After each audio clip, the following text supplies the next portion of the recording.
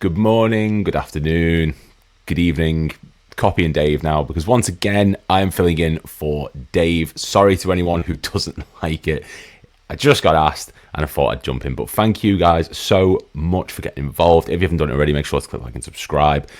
It's been amazing lately how many people are tuning into these, how many people are getting involved. So let's just keep it going because news isn't going anywhere. We're still just as busy. We're busy on our end, and Liverpool Football Club are still doing the best business in Europe. We're still bringing in top level names and still in the race to sign some of the best players in Europe. It's been a mental few weeks, a mental few months. It's been one of the craziest summer transfer windows, not just for Liverpool, but just in the history of the Premier League.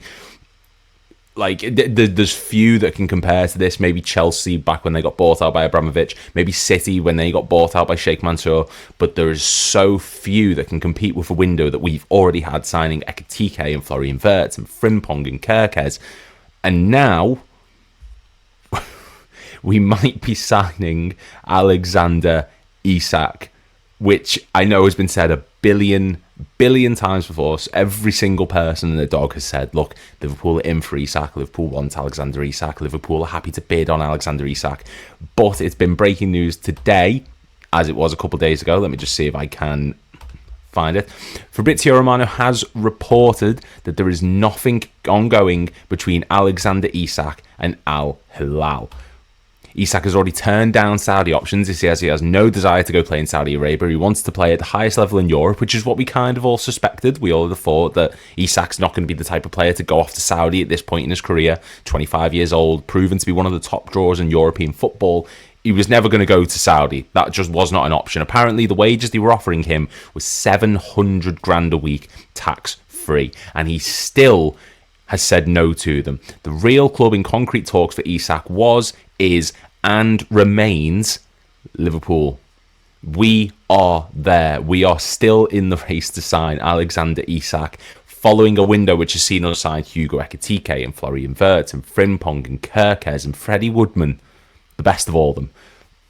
And now we're being linked with Isak again in a way that is not just plausible, not just rumours, not just, oh, well, we may go in for Isak because we did it a few weeks ago. This is full-fledged. We are still in the race for Alexander Isak, and we are the only club in the race for Alexander Isak. That says so much. And I said this a few days ago on Redmen, where there's no club at the moment, bar Saudi, who can compete with us or are in desperate need of signing a striker. Madrid have got Mbappe. They aren't going to spend this much on an Alexander Isak, who is never going to get in over Kylian Mbappe because of his ego. Barcelona can't afford it. Bayern don't need it. City won't pay it, don't need it. Arsenal just got Gyökeres. Chelsea got Delap and Pedro. United can't afford it, let's be honest, and they got Cunha and Mbuemo. And now we are the only club left who can go in for Alexander Isak. And I think if he puts up more of a fight, and the fact that he's saying, I want to move, I'm interested in exploring my options, Newcastle's price will reduce, because if he doesn't want to be there, they can't withhold that £150 million mark, because he just will not play. And at that point, you're cutting off your nose despite your face. Hello. Isak should not play in pre-season matches. All four of them, Newcastle might rethink. He didn't play in the first one. He was sent home apparently because of injury or because of all the news. He hasn't flew with them to Singapore, I think it is, that Newcastle are going to. He hasn't gone with them there because of a minor injury, which doesn't make sense, because if it's a minor injury, you'd go anyway. There's medics there, there's doctors. You wouldn't get left for a minor problem. That's nothing to do with it.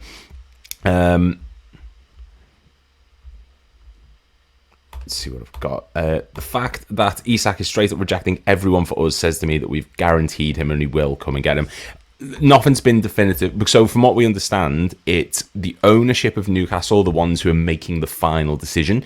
They're the ones that are deciding whether or not they actually want to sell him. So if Newcastle's ownership decide, look, we're not getting shot of him, he's staying, 150 million or nothing, they will keep him. There's no denying that. And we're not going to pay £150 million for him. We've still got money to spend, but we've also got to invest in another centre-back. We've got other players that we need to bring in. We still have players we need to sell, which will help that, but I can't see us spending £150 million on an Alexander Isak. This is something that we're going to have to wait for the price to slightly reduce. But if he's kicking up this much of a storm about it, if he's getting this irate about the whole situation, that will happen, because Newcastle are going to be in a position where they just want to get shot of him. There's so many comparisons to when we sold Suarez. You know he wants to move. You're doing everything to keep hold of him, but it's just, you're never going to be able to convince him. He's not convinced by the project. There's a bigger club out there that are interested in him, who can offer him more money, who are willing to pay him more close to what he wants, who are more competitive on a domestic form, on a European form. Newcastle won the League Cup, we win the league title. Newcastle are never going to win a Champions League, certainly not in the next couple of years anyway. We can. We're reinforcing. Newcastle are going after the likes of Visa because their other 5 striking options have rejected them. Like, there's such different situations. And Newcastle have been saying the same thing all summer. He isn't for sale, but actually he is for sale. I think we've got him. It's probably more along than we think. And you know what? I completely agree with that. I completely agree with this. I think the Eddie Howe has handled this not great. He's not handled some of it poorly. I think the first match, maybe leaving him out the team, was the wrong decision. I think if you're trying to convince people that Isak wants to be there, wants to be around, you need them there. You need them on the bench. You need them waiting in case he needs to come on, to sort of showcase that he's committed to the team. He was going to get asked questions anyway. So just excluding them from the squad as a whole doesn't make a lot of sense. You need them there or thereabouts and around the squad so that it can show a bit of uniformity, a bit of togetherness, and actually sort of reassert the idea that he doesn't want to make the move away. He wants to stay there. Excluding them and then going to the media and saying, well, he was always going to get asked these questions, doesn't make sense.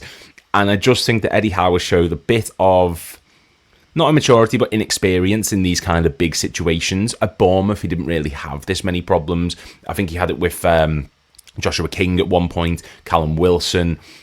But like he's thrown right into the deep end at Newcastle, who he's just won them their first trophy. They've got players there who, if you'd have gone back 10 years or even 5 years to the Steve Bruce era, having a Tonali, having a Guimaraes, having an Anthony Gordon, having a Sven Botman, having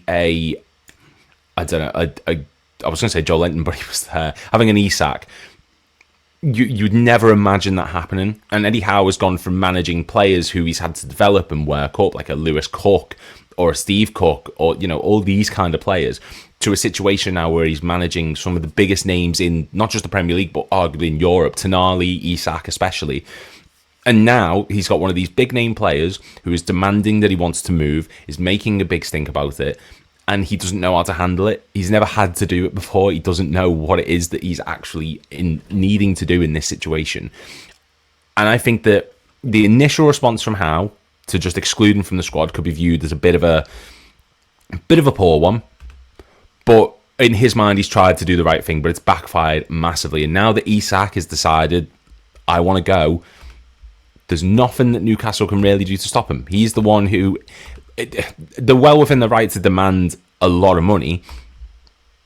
But as I said here, Alexander Isak has rejected Saudi, and a new contract at Newcastle, the priority is us. If he's rejecting even staying at Newcastle, what are you going to do? If he doesn't want to go Saudi, you can't force him to go Saudi. If he doesn't want to stay at Newcastle, you can keep him there as long as you want, but you're just going to lose him next summer anyway. He's not going to play. He's not going to put in the effort. I can fully see him leaving this summer. It's hard not to say it's not going to be to us, because there's no one around us who's even close to compete. I know there was something about Arsenal, apparently we're interested in Isak. That's not going to happen. They've just signed Gyökeres, they've brought in Zubomendi, they've brought in Norgard, they've brought in Kepa Arrizabalaga. I can't see them going out and spending 120 plus on an Alexander Isak. It's not plausible.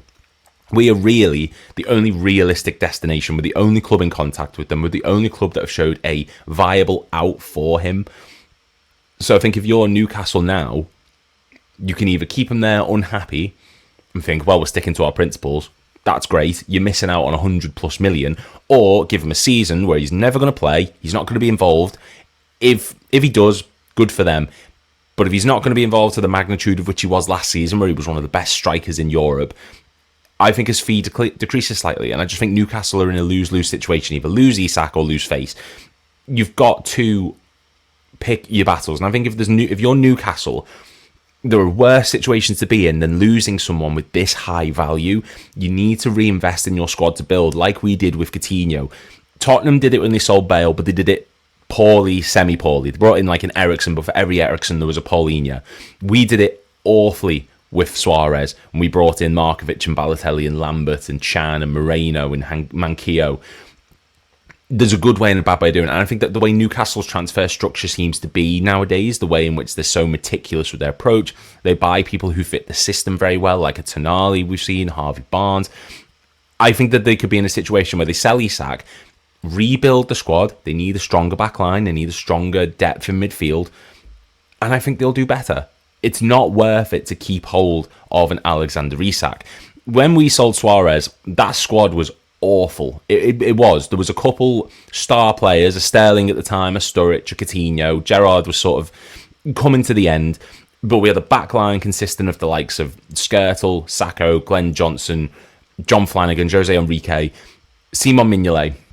The clear signs for a need of development was there, and I think if we'd have invested the money in from Suarez better, if we didn't bring in a Moreno, if we didn't bring in a Manquillo on loan for 2 years, which only lasted for one, if we didn't bring in a Markovic or a Balotelli or a Lambert, there's a real argument to be made that could have been one of the best summer windows if we just invested it properly, and I think Newcastle have the chance to do that.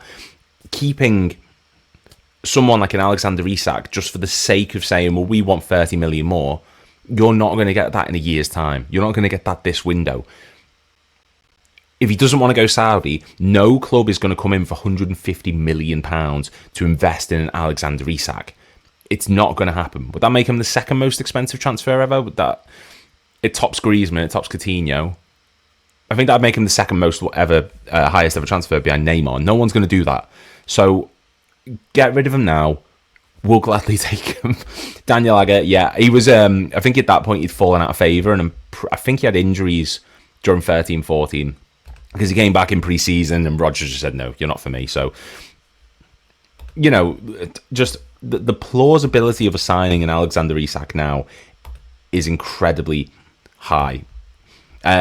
Eddie Howe, there are no contract talks taking place with Alexander Isak. That will be for a later date, possibly. There are things going on behind the scenes. Whatever happens has to be best for the club. Of course, I hope Isak stays. And someone put fair behind Mbappe. Was Mbappe a free transfer, but it's just the add-ons and stuff tipped it over the edge? I can't remember Mbappe's, to be honest. I'm sure it was was it free? I might be remembering that wrong. Anyway. But yeah, so Eddie Howe again. There's no contract talks taking place with Alexander Isak. That'll be for a later date, potentially. That's a big telltale sign right there. If you're so invested in keeping hold of him, those talks need to be immediate. And from what we understand, they've done it to themselves. They've really, really done it to themselves. Oh yeah, the PSG to Monaco. I forgot about that one entirely. Yeah, okay, fair enough. Because they said he's a £150 million player. Now, if you're a footballer, if you're Alexander Isak, and you're being told, right, you're worth £150 million to this club, you are like one of the most highly valued players in world football, but we're going to keep you on a wage of 180k. Like, if I get let me get the Premier League wages list. So he's on 180k at the moment. They want to offer him not even close to what he's demanding. So, let's see. So 180k at the moment. If it wants to load, that'd be swell. Pop-ups everywhere. So if you're valuing him at 180k at the moment, that's on level with the likes of Ruben Diaz, Mateus Cunha, Manuel Akanji, Enzo Fernandez, Mark Cucurella, Kyle Walker, James Maddison, Christian Romero, and Nathan Ake. They're the players that you're leveling him with. This £150 million player. Are any of the players that I named there worth £150 million? No, they're not. Are any of them scoring consistent goals in the Premier League for Newcastle or a big name club? No, they're not. Newcastle did this to themselves.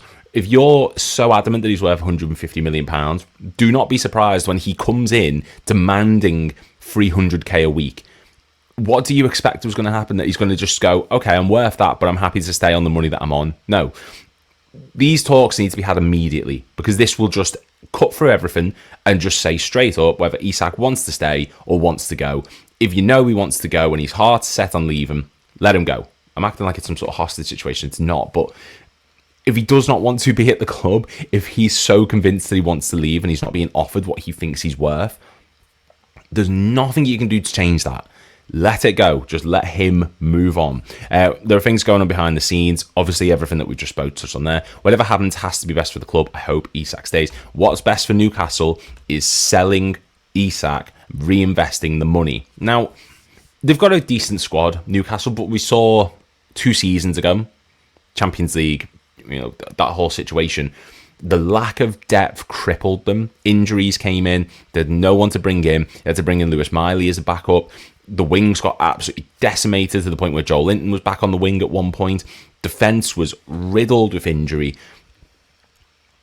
They need depth. They need options. And so far, they've brought in Anthony Elanga. They've missed out on James Trafford. They haven't brought in Pedro or Delap or Cunha or Mbeumo. Reece is the only other one that they're being linked with. They need reinforcements. Newcastle have spent fairly big in the past few windows, and now they're feeling restrictions from it. I don't see a situation in which they keep hold of him. I really, really don't.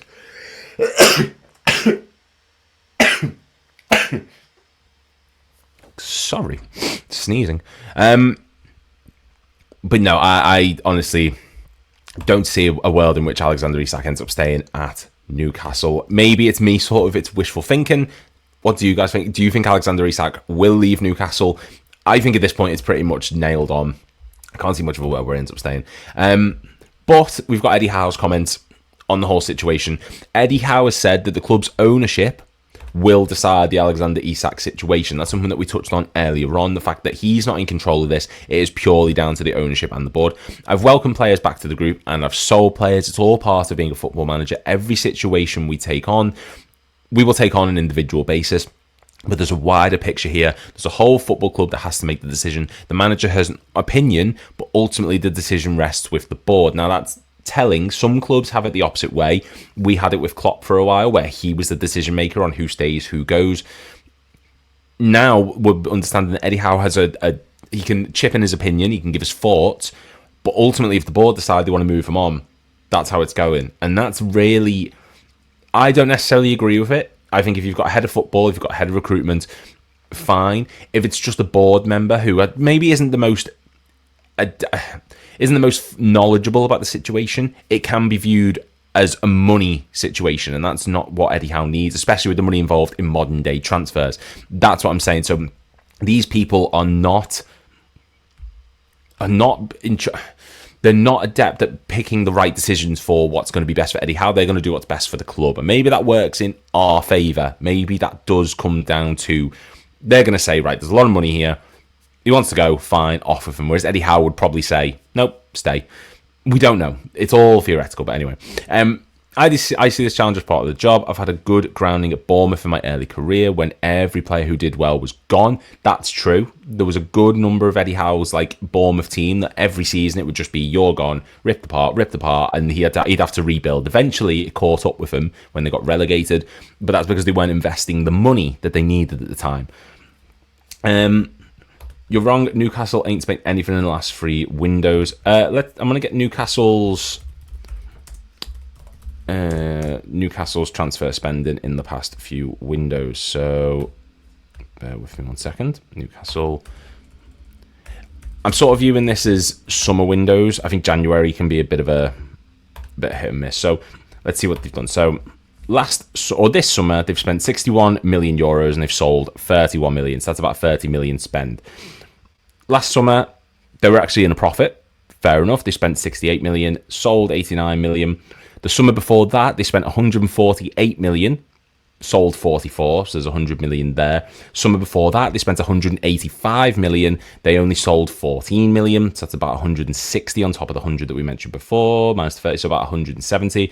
The season before that, they spent 130 million euros, didn't sell anyone. Summer before that, they spent 38 million euros, only sold 780k. Summer before that, they spent 72 and only sold 35. So bar one window, they have been in negative amounts all the time. And that one where they spent 180 million and didn't recoup any funds whatsoever, that's a big dent on it. And I understand it's been a few years and they've, the revenue's gone up and they've sold since then, but they're in a situation now where they're selling more than they're spending, and there's something quite telling about that. They're meant to have all this money. They've been taken over by this huge consortium who have more money than anyone, and they're not able to spend it.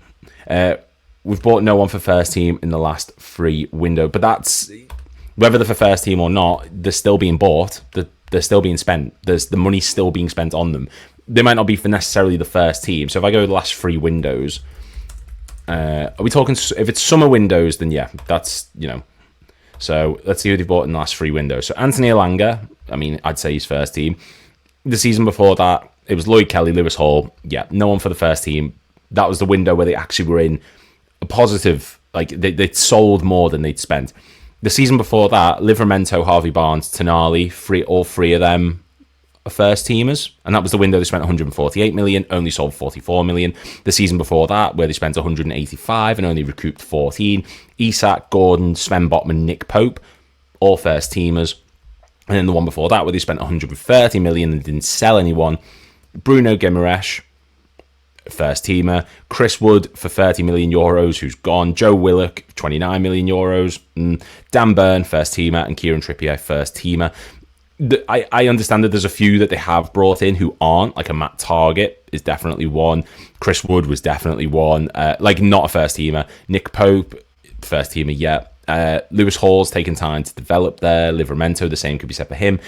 But there's still money spent, and whether it's a first teamer or not, it's still a lot of money that's being exerted by Newcastle.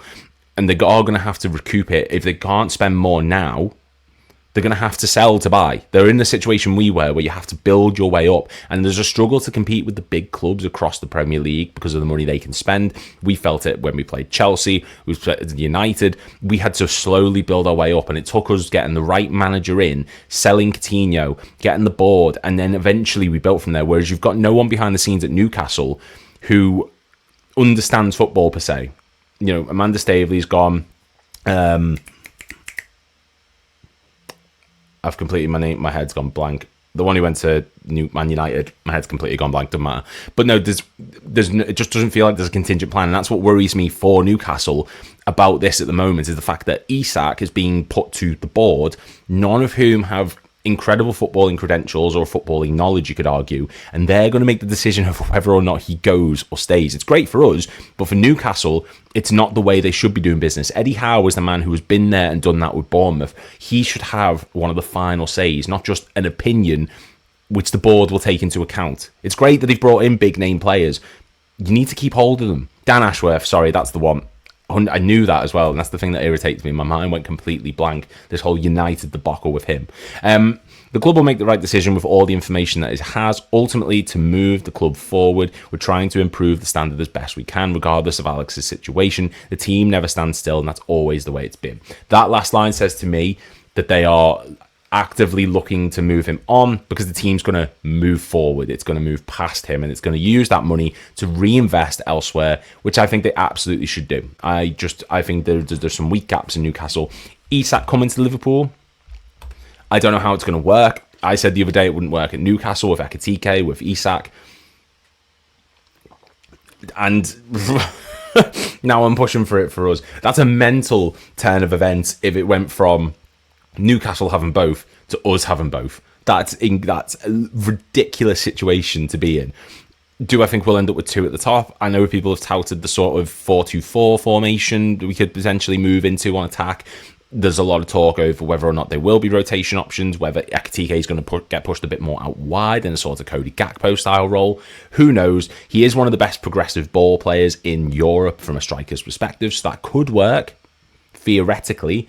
But then we're also a bit short in strikers. So there's a myriad of different ways of which this could go.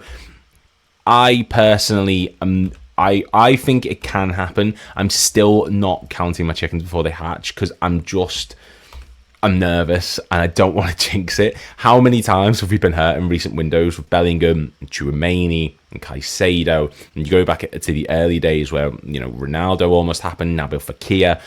So many big transfers. Nemanja Vidic, Alexis Sanchez, Cesc Fabregas. I don't want to be in that situation again. So I'm excited, quietly, but I'm not 100% convinced just yet, because I think if I convince myself and it doesn't happen, I don't think I can deal with that again. And there was also a report here. Let me just see if I can find it, because... So apparently, according to Indy, who's been pretty good this window, let's not lie, big news coming out of Newcastle United. Eddie Howe dropped the bombshell last night telling the board he wants to sell Alexander Isak. The board was actually asking for his thoughts because they see Howe as the long-term manager. Will they listen to him? Goes into what we said earlier. I think if you're the board, the smart thing to do is take Eddie Howe's opinion on board. They've clearly set this up that he's going to be a long-term solution for them, a long-term manager. It's not a Steve Bruce coming in. It's not a Steve McLaren. It's bringing in someone you view as a long-term successor. He's been there for a few years now. You need to take what he wants into account. He's done a great job at Newcastle. The best in the Premier League, maybe? Next to Kevin Keegan? I don't know. He's up there, I think, Eddie Howe. He's actually won them a trophy, which is major. We got them in Champions League after so long. You need to take his opinion into this whole equation. And if he's saying that he wants Isak gone and the board are like, maybe, this all just seems to be pointing the way of him joining Liverpool. But... we are going to move on from the Alexander Isak news, because, I mean, I know everyone likes talking about Alexander Isak. There's plenty to discuss there, but it's not the only thing. We're not just bringing in players. We are also actively looking to sell players, and that moves on to the next moment. If I can... I am so bad on this. There we go. A decision has been made.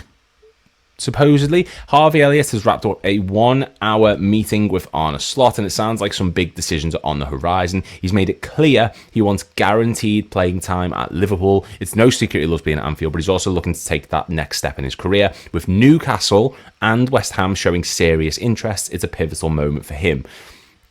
Look, I've said a multitude of times, I think Harvey Elliott's class. I think... sorry, I was just reading a new comment coming in. Saudi club offered 60 grand a week. Don't believe Howe said that. Just watch press conference where he talked about friendship with Isak. He don't want to sell Isak. I don't think he wants to sell Isak, but again, if he's thinking it's what's best for the club, ultimately you can't have someone there who's going to disrupt the flow of things. If he wants people at the club who want to be there, that's his prerogative. If Isak does not want to be there, it's poor morale to keep him around. United have had that so much in recent years. We had it with Suarez, we had it with Torres. You don't want people around that club who are going to poison what's going on around them, saying, this is a horrible situation. I don't want that. If you're in a workplace and you've got someone who hates being there, who does not like it, it's only going to bring negativity and bring the poor mindset to others around you. Isak's doing the same thing, and if he does not want to be there, Eddie Howe is going to have to be smart with this, and I think he is a very intelligent manager, maybe a little bit inexperienced at these kind of top-level jobs, but I can't see a world in which he's happy to keep Isak against his will, so to speak, because he wants to keep him. Because what benefit do you have from that? Saudi offered 600 grand a week, and Isak said no to that. So we don't know what's going on. It's all speculation at the moment. But what have you. Harvey Elliott's decision. Now, I think it's such a difficult situation with Harvey Elliott, because on one hand, you've got someone who's incredibly talented, versatile, aggressive going forward, a good presser of the ball. It sometimes can be the work rate. It sometimes can be the track and back. It's sometimes the fact that we don't know what position he's best in. On the right side of midfield, I think some people still think he's better out wide. Some people still think he's better on the left. We've seen great Harvey Elliott moments. But like you said, the competition has got more fierce this summer, bringing in Florian Wirtz. You can't expect them to now suddenly get game time that wasn't there last season, when there's even more competition in midfield. Curtis Jones, from what we understand, going nowhere. I'm fine with that. You've got Trey Nioni slowly working his way up into midfield. McAllister, Gravenberch, Szoboszlai going nowhere. You've now brought in Florian Wirtz, this extra layer of midfield depth, and Elliott wasn't getting a lot of game time last summer. I think he played in the Premier League last season, or no, just as a whole, he played 542 minutes. That's minuscule for someone of his talents. We've just seen what he did at the Euros, the under-21s. Best player of the competition by far. He's too good to be sat on the bench waiting. He's too good to be on the bench waiting for his moment to come. If he goes to a Newcastle, a Brighton, a Villa, a Wolves, something like that, I think he will be incredible. It's a World Cup season for him. He's just done what he did at the Euros. There's a clear pathway into that England team. Maddison will probably be injured notoriously. There's a lot of midfielders in that squad that you look at and think, do we need a Jordan Henderson? Is James Maddison going to stay fit? But he is. It's just that intense. It's that yard of pace. It's like Perfect said. It's the yard and pace from being. He's a yard of pace away from being a world beater. It's sadly not something you can coach, and that's true. It's just that little bit of extra tenacity and intensity tracking back. Sometimes he presses and it just feels pointless, like he's just doing it for the sake of it. But on the ball, as a person who can shoot at goal, sometimes a playmaker, someone who's able to drift that wide and come inside, he's so incredible to watch at points. But he can't be on the bench. He is, at this point now in his career, he's 22 years old. He needs to consider moving on. We signed him in 2019, 6 years ago, as a kid. He's slowly built up, and he got to a point under Jurgen Klopp in 21-22, I want to say it was, the Leeds game, where he got injured, went off, and up until then he was like featuring every match, he was starting every game. And I think if Klopp was still here, Harvey Elliott would be one of the first names on the team sheet, because he's such a Jurgen Klopp player. Slot does not like it. Harvey Elliott wants to run. He wants to be energy. He wants to bring that energy to midfield. He just wants to run and keep going. Slot doesn't like it. He likes people who are better at sticking to their positions, people who are more suited to the game plan. And Elliott did score a few goals last season. He got the PSG winner, of course. He got the Southampton game, of course. He had good moments, and he's had great moments throughout his Liverpool spell. But I think if there's an offer coming in for Elliott, we heard that it's going to be rumoured between 30 and 50 million. It's good money for someone who was fourth choice last season, fifth choice arguably behind Curtis Jones. And now there's offers coming in for him. You've got Wirtz coming in. He's going to be one less than what he was, so he's going to be fifth or sixth choice. I think if the big offer comes in, you take it. I can't stop sneezing there. I don't know what's up with me. I mean, what would everyone actually value Elliott at? I personally would say about 40 million plus is probably a good deal for him. He's still got a few years on his contract. But I like, though, that he's not kicking up the fuss. He's not sat there saying, I want to leave, I want to go. He said, I'm committed to this. I would spend my whole career here if I could, but I need to be practical. I need to think of myself and be a bit selfish. He's always said the right things, Elliott. And even when he's talking about these since the PSV match, I think it was in the Champions League, where he came out and was like, I want more first team football. That's down to the manager. I'll do my job whenever I come on the pitch. He says the right things, and he always gives 110%. You can see that when he plays. It is just that little lack of pace, a little bit of defensive inability at points. There's no clear system. The biggest telling point was between the PSG games before the Newcastle one, where Slot said he's behind Salah and Szoboszlai in the pecking order, a right winger and a right-sided midfielder. So Slot doesn't even know where he favours him. Does he favour him as a right winger? Does he favour him as a midfielder? He's played in midfield majority of the time, but that was really telling to me when he said he's behind these two completely different positions. £43 million. I'll take 43 million for Elliott. I'd love to keep him. This isn't a thing on him. It's not a knock on him. I think he's brilliant, but that's a good money. Read somewhere City want 42.5 for McAtee. Got to be more than that. Yep. That is purely because of age. That's all that is. And I hate the fact that age dominates football. Gomez injured again. Told folks in here and keep saying it. You can't rely on Gomez as a centre-back option. Have to treat anything he can do as a bonus. Really need to pull the finger out and get a centre-back. Please don't say that this is true. This could be like breaking at the time. Joe Gomez.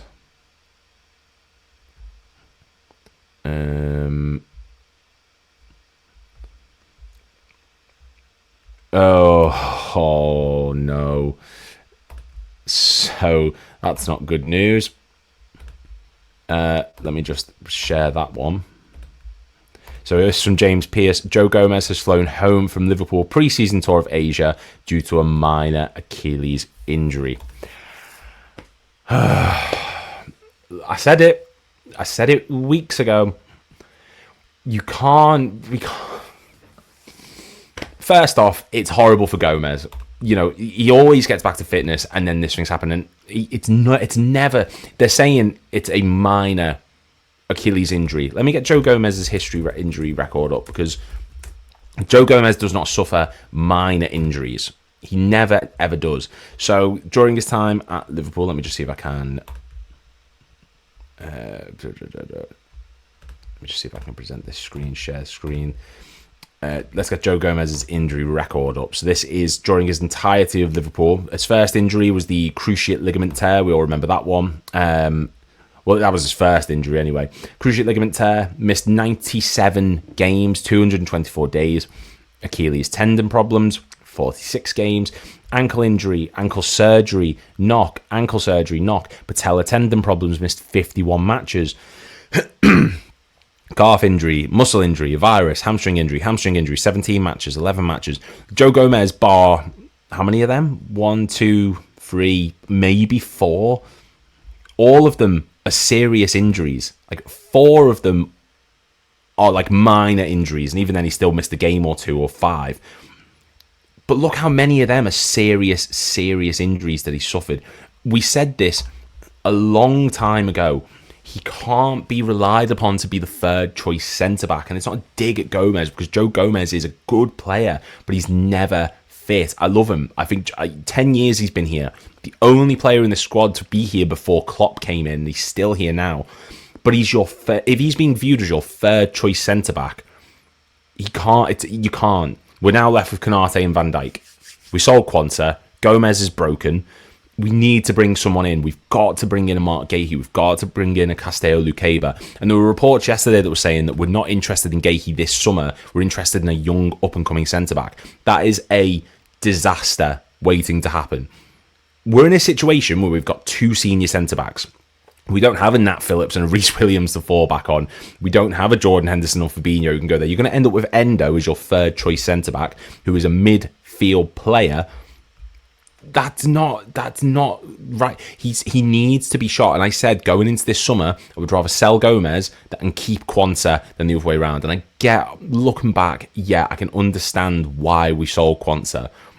But Gomez is injury prone to death. Look at it, he's out now. It's a minor problem, but minor for Joe Gomez is minuscule for other people. Like, what Joe Gomez views as a minor injury could still be 10 games missed.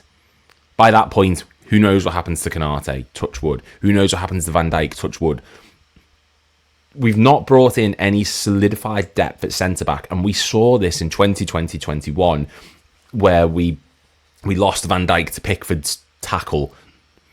We ended up with Henderson and Fabinho as centre-back options. Got injured. Matip injured. Gomez injured. We ended up with Reece Williams and Nat Phillips, who were carried by the grace of God by the attacking power that we had at the time. We've still got that. But to rely on Van Dijk being fit every single season, which I know he has been, but he's not getting any younger. He needs cover. We need people there. We need people who can come in and be ready-made, not a young, up-and-coming centre-back who's potentially going to step into the mantle one day. Depth is required. We saw Robertson be utilised as a centre-back. I don't want Robertson as a centre-back. It does not suit him. He played it against PSV and he just looked out of his depth. He's a left-back option, not a centre-back. Endo, defensive midfielder that you can bring on to break up the game. On the turn, he's slow. He cannot be your trusted centre-back in the Premier League. Konate and Van Dijk, while they're top quality, are not good enough options. Like, they're good enough options, but you can't just rely on them being there, fully fit, 38 games this season. Konate in particular, he's got a handle on the injuries in the past 2 seasons. No guarantee that sticks. Like, we could go anywhere with this. I love Joe Gomez, but people need to wake up and realise this is a consistent pattern, and no amount of world-class physios will change his record. It's true, he's been injured every single season. 15-16, 16-17, 17-18, 17-18, 18-19, 18-19, 19-20, 20-21, 21-22, 22-23, 23-24, and then he got injured twice last season, missing 28 matches and a total of 136 days. Like, I can't believe we've got to this point where he is our third choice. Maybe these rumours are to put pressure on Palace, do lower asking price. I want Mark Gahey 100%, but I think that there's a sell-on clause that Chelsea have where they get 20% of whatever Crystal Palace make off Mark Gahey. And I think that's why they're upping the price. They've also been waiting to see what happens with the Europa League. Now that's been clarified and the Conference League situation, now we're maybe in a position to go for him. I expect this now to accelerate in the next few days. Will it affect the Isak deal?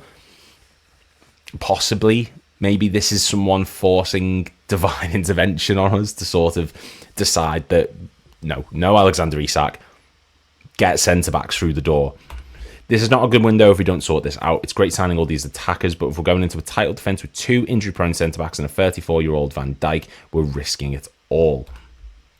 Yeah, no, I agree. And we had that last time, 2020, 2021. It's a lot of 20s, that.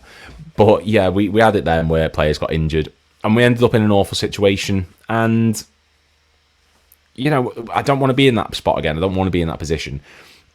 We need to reinvest in centre-backs. Konate could be gone in a year's time. So theoretically, we're relying on a centre-back who's 34 years old in Van Dijk, Brill, and a Konate who may not be here next year. So that's one senior centre-back fit at this moment in time. And look, we've still got time, like someone rightfully said. However, we still have time. And I fully do believe we are going to bring in a centre-back. All the reports are linking us with the likes of Gehi. Castello Lucaba's a name that's getting touted around. Obviously, we can't get Hato anymore. There's a lot of options that we can go for, and I do have faith that we're going to bring in maybe 2 now. I'm convinced Mark Gehi's going to be one. Whoever the other one is, I'm not sure. But we do need to sort it out, especially if Gomez has now gone down with that knock. It's disappointing. It really is disappointing for Joe Gomez because he could have had such a promising career. He was a promising career. That season where he was partnering with Van Dijk in 18-19, up until that Burnley game where he got that injury, he looked every bit of the potential world beater that we thought he was going to be. Like, it's disappointing. It really, really is disappointing. And I think that now, ahead of this AC Milan match, which I will get the squad up for, we've got the starting 11. Let me just see if I can find it really quick for you. We have our starting 11 for the AC Milan match, the friendly, later on today, and it's a bit more what you would expect to see. It's not a lot of kids involved, let's put it that way. Let me just see if I can. That's the one. So taking on AC Milan today, we've got Alisson Becker, Virgil van Dijk. I hate this numerical thing.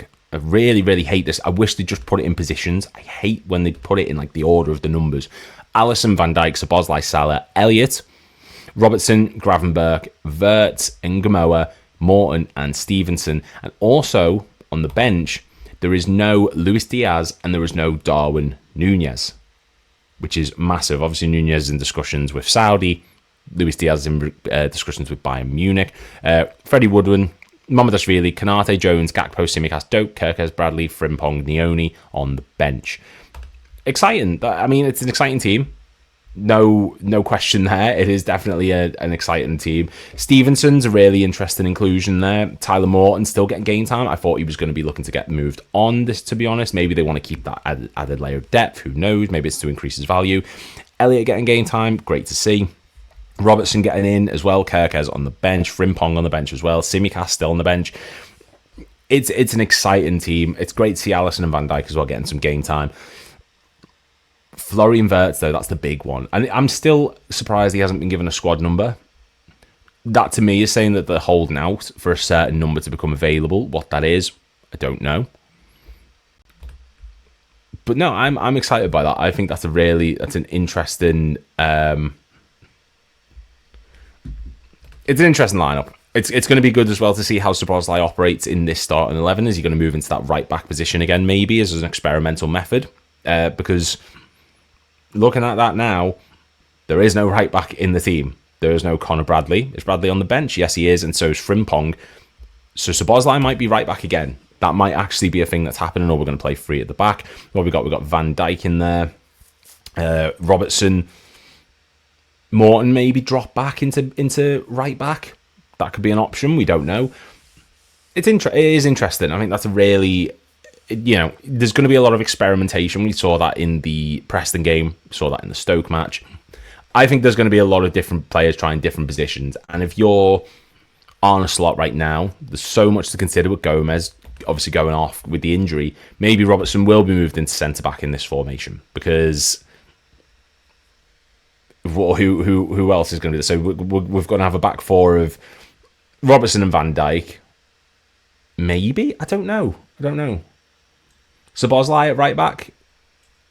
Stevenson. I mean, is Morton going to go back? It's really strange actually thinking on it.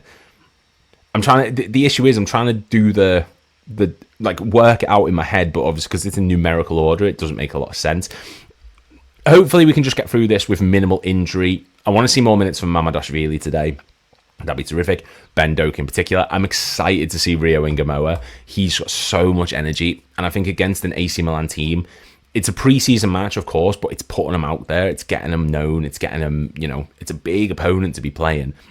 I'm excited to see what goes on with Real Ingamoa, but let me know what you guys think in the comment down below. We are going to end it there, guys. Obviously, it's been a fairly, other than Isak, and like there's been a few discussions of Diaz that will get touched on tomorrow. I'm going to touch on Diaz. I'm going to touch on Nunez. I'm going to touch on more of the departures, the fallout from the AC Milan match, what have you. Other than that, it's been mainly Alexander Isak based, and I think that's always going to be the case. It's going to be the dominant news story. But Joe Gomez going out with an injury, devastating for Liverpool, devastating for him.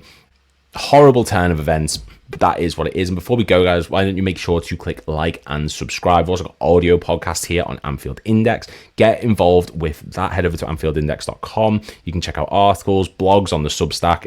It was always Liverpool.com. Plenty of content, Grizz and Gags and everyone, like they all smash it out. I'm privileged to be here on this channel, so thank you guys so much for having me on. I will be back again same time tomorrow, 11 a.m, touching on